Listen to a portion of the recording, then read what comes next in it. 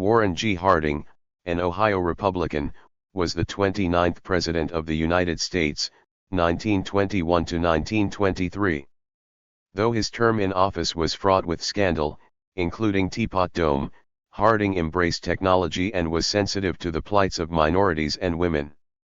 Before his nomination, Warren G. Harding declared, "America's present need is not heroics, but healing, not nostrums, but normalcy, not revolution, but restoration, not agitation, but adjustment, not surgery, but serenity, not the dramatic, but the dispassionate, not experiment, but equipoise, not submergence in internationality, but sustainment in triumphant nationality." A Democratic leader, William Gibbs Mikado, called Harding's speeches an army of pompous phrases moving across the landscape in search of an idea. Their very murkiness was effective, since Harding's pronouncements remained unclear on the League of Nations, in contrast to the impassioned crusade of the Democratic candidates, Governor James M. Cox of Ohio and Franklin D. Roosevelt. 31 distinguished Republicans had signed a manifesto assuring voters that a vote for Harding was a vote for the League. But Harding interpreted his election as a mandate to stay out of the League of Nations. Harding, born near Marion, Ohio, in 1865, became the publisher of a newspaper. He married a divorcee, Mrs. Florence Kling the Wolf. He was a trustee of the Trinity Baptist Church, a director of almost every important business, and a leader in fraternal organizations and charitable enterprises. He organized the Citizens Cornet Band, available for both Republican and Democratic rallies. "I played every instrument but the slide trombone and the E-flat cornet," he once remarked. Harding's undeviating republicanism and vibrant speaking voice, plus his willingness to let the machine bosses set policies, led him far in Ohio politics. He served in the state senate and as lieutenant governor, and unsuccessfully ran for governor.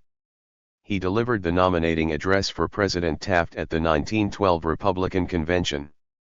In 1914 he was elected to the Senate, which he found a very pleasant place. An Ohio admirer, Harry Doherty, began to promote Harding for the 1920 Republican nomination because, he later explained, he looked like a president. Thus a group of senators, taking control of the 1920 Republican Convention when the principal candidates deadlocked, turned to Harding. He won the presidential election by an unprecedented landslide of 60% of the popular vote. Republicans in Congress easily got the president's signature on their bills. They eliminated wartime controls and slashed taxes, established a federal budget system, restored the high protective tariff, and imposed tight limitations upon immigration. By 1923 the post-war depression seemed to be giving way to a new surge of prosperity, and newspapers hailed Harding as a wise statesman carrying out his campaign promise, less government in business and more business in government. Behind the facade, not all of Harding's administration was so impressive. Word began to reach the president that some of his friends were using their official positions for their own enrichment. Alarmed, he complained, "My friends, they're the ones that keep me walking the floors nights." Looking wan and depressed, Harding journeyed westward in the summer of 1923, taking with him his upright Secretary of Commerce, Herbert Hoover. "If you knew of a great scandal in our administration," he asked Hoover, "would you for the good of the country and the party expose it publicly or would you bury it?" Hoover urged publishing it, but Harding feared the political repercussions. He did not live to find out how the public would react to the scandals of his administration. In August of 1923, he died in San Francisco of a heart attack. Warren Gamaliel Harding, November 2, 1865 to August 2, 1923, was an American politician who served as the 29th President of the United States from 1921 until his death in 1923. A member of the Republican Party, he was one of the most popular sitting U.S. presidents. After his death, a number of scandals were exposed, including Teapot Dome, as well as an extramarital affair with Nan Britton, which tarnished his reputation. Harding lived in rural Ohio all his life, except when political service took him elsewhere. As a young man, he bought the Marion Star and built it into a successful newspaper. Harding served in the Ohio State Senate from 1900 to 1904, and was lieutenant governor for 2 years. He was defeated for governor in 1910, but was elected to the United States Senate in 1914, the state's first direct election for that office. Harding ran for the Republican nomination for president in 1920, but was considered a long shot before the convention. When the leading candidates could not garner a majority, and the convention deadlocked, support for Harding increased, and he was nominated on the 10th ballot. He conducted a front porch campaign, remaining mostly in Marion and allowing people to come to him. He promised a return to normalcy of the pre-World War I period, and defeated Democratic nominee James M. Cox in a landslide to become the first sitting senator elected president.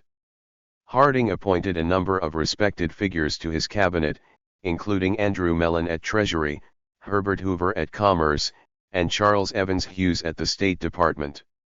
A major foreign policy achievement came with the Washington Naval Conference of 1921 to 1922, in which the world's major naval powers agreed on a naval limitations program that lasted a decade. Harding released political prisoners who had been arrested for their opposition to World War I. In 1923, Harding died of a heart attack in San Francisco while on a Western tour, and was succeeded by Vice President Calvin Coolidge. Harding died as one of the most popular presidents in history, but the subsequent exposure of scandals eroded his popular regard, as did revelations of extramarital affairs. Harding's Interior Secretary, Albert B. Fall, and his Attorney General, Harry Doherty, were each later tried for corruption in office. Fall was convicted though Doherty was not. These trials greatly damaged Harding's posthumous reputation. In historical rankings of the U.S. presidents during the decades after his term in office, Harding was often rated among the worst, but in recent decades, some historians have begun to reassess the conventional views of Harding's historical record in office. Harding was inaugurated on March 4, 1921, in the presence of his wife and father. Harding preferred a subdued inauguration without the customary parade, leaving only the actual ceremony and a brief reception at the White House. In his inaugural address, he declared, "Our most dangerous tendency is to expect too much from the government and at the same time do too little for it." After the election, Harding announced that no decisions about appointments would be made until he returned from a vacation in December. He traveled to Texas, where he fished and played golf with his friend Frank Scobie, soon to be director of the Mint, and then sailed for the Panama Canal Zone. He visited Washington when Congress opened in early December, and he was afforded a hero's welcome as the first sitting senator to be elected to the White House. Back in Ohio, Harding planned to consult with the country's best minds, who visited Marion to offer their counsel regarding appointments. Harding went to bed early the evening of July 27, 1923, a few hours after giving the speech at the University of Washington. Later that night, he called for his physician Charles E. Sawyer, complaining of pain in the upper abdomen. Sawyer thought that it was a recurrence of stomach upset, but Dr. Joel T. Boone suspected a heart problem. The press was told Harding had experienced an acute gastrointestinal attack and his scheduled weekend in Portland was cancelled. He felt better the next day, as the train rushed to San Francisco, where they arrived the morning of July 29. He insisted on walking from the train to the car, and was then rushed to the Palace Hotel, where he suffered a relapse. Doctors found that not only was his heart causing problems, but also that he had pneumonia, and he was confined to bed rest in his hotel room. Doctors treated him with liquid caffeine and digitalis, and he seemed to improve. Hoover released Harding's foreign policy address advocating membership in the World Court, and the president was pleased that it was favorably received. By the afternoon of August 2, Harding's condition still seemed to be improving and his doctors allowed him to sit up in bed. At around 7:30 that evening, Florence was reading to him a calm review of A Calm Man, a flattering article about him from the Saturday Evening Post. She paused and he told her, That's good. Go on, read some more. Those were to be his last words. She resumed reading when, a few seconds later, Harding twisted convulsively and collapsed back in the bed, gasping. Florence Harding immediately called the doctors into the room, but they were unable to revive him with stimulants. Harding was pronounced dead a few minutes later, at the age of 57. Harding's death was initially attributed to a cerebral hemorrhage, as doctors at the time did not generally understand the symptoms of cardiac arrest. Florence Harding did not consent to have the president autopsied. Harding's unexpected death came as a great shock to the nation. He was liked and admired, both the press and public had followed his illness closely, and had been reassured by his apparent recovery. Harding's body was carried to his train in a casket for a journey across the nation, which was followed closely in the newspapers. 9 million people lined the railroad tracks as the train carrying his body proceeded from San Francisco to Washington, D.C., where he lay in state at the United States Capitol Rotunda. After funeral services there, Harding's body was transported to Marion, Ohio, for burial. In Marion, Harding's body was placed on a horse-drawn hearse, which was followed by President Coolidge and Chief Justice Taft, then by Harding's widow and his father.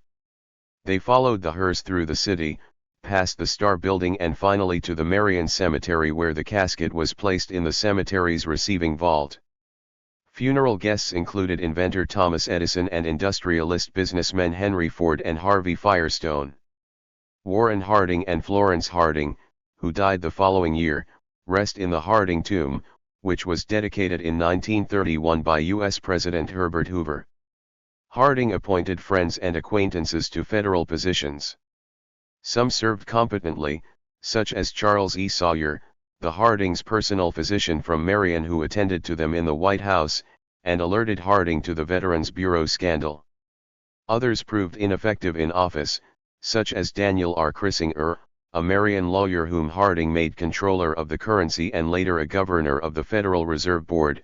Another was Harding's old friend Frank Scobie, director of the Mint, who Traney and Wilson noted did little damage during his tenure.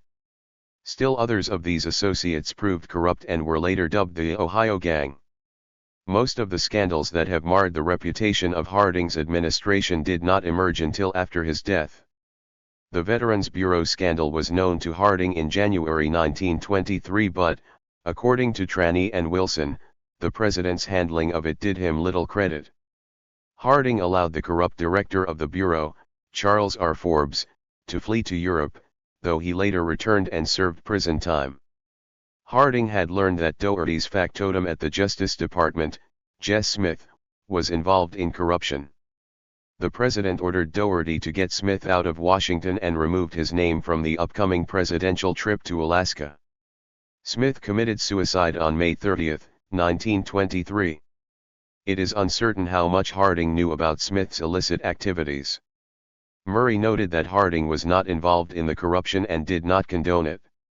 Hoover accompanied Harding on the Western trip and later wrote that Harding asked what Hoover would do if he knew of some great scandal, whether to publicize it or bury it. Hoover replied that Harding should publish and get credit for integrity, and asked for details. Harding said that it had to do with Smith, but, when Hoover inquired as to Dougherty's possible involvement, Harding refused to answer. Thank you for watching this video.